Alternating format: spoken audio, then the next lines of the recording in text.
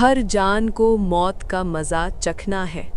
ये लम्हा अचानक आता है, कोई साथ नहीं जाता। रूह जिस्म से जुदा होती है, हकीकत सामने आती है। यहीं से असल ज़िंदगी का आगाज़ होता है। जब मौत का वक्त आता है, फरिश्ता रूह कब्ज़ करता है।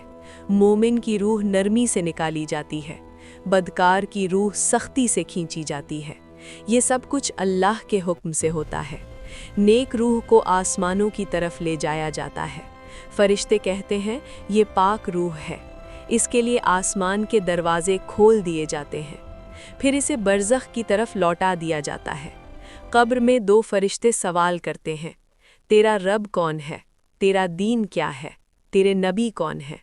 मोमिन साबित कदम रहता है, दिल मुतमईन होता है। बरज़ख आखिरत तक का इंतज़ार है।